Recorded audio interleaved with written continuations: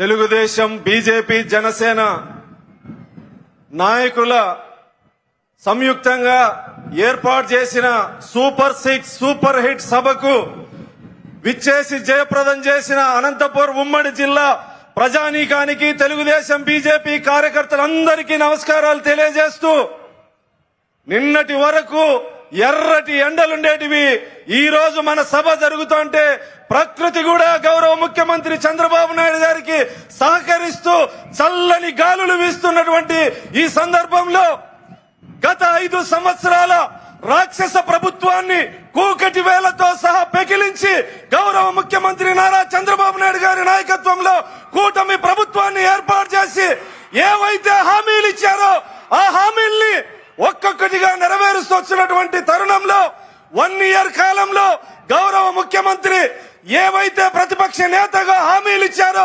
అవన్నీ ఒక్కొక్కటి నెరవేరుస్తూ ఈ రోజు అనంతపూర్ నడిబొడ్డున విజయ గర్వంతో ఏదైతే మాటిచ్చాడో అవన్నీ నెరవేర్చామని చెప్పి సందర్భంగా గౌరవ ముఖ్యమంత్రి సందేశం ఇవ్వబోతా ఉన్నారు. అదేవిధంగా ఉప ముఖ్యమంత్రి పవన్ కళ్యాణ్ గారు గత 5 సంవత్సరాల కాలంలో దళితులు, మైనార్టీలు, గిరిజనులు అన్ని రంగాలుగా అభివృద్ధి నోచుకోక వెనుకబడినటువంటి సందర్భాన్ని మనందరం చూశాం. భారతదేశంలోనే దళితుల మీద జరిగినటువంటి దాడులు, హత్యలు గత 5 సంవత్సరాల్లో దేశంలో నెంబర్ 1 స్థానంలో ఉంది. దాదాపు దళితులకు సంబంధించిన 27 పథకాల్ని రద్దు చేసి దళితులకు అన్యాయం చేసినటువంటి పరిస్థితి. ఈ రోజు గౌరవ ముఖ్యమంత్రిగా నారా చంద్రబాబు నాయుడు గారు బాధ్యత తీసుకున్న తర్వాత అన్ని సంక్షేమ పథకాల్ని పునర్నిర్మిస్తూ చెప్పినవే కాకుండా చెప్పనివి కూడా దళితులకు, గిరిజనులకు, మైనార్టీలకు చేస్తున్నటువంటి పరిస్థితిని మనందరం చూస్తా ఉన్నాం.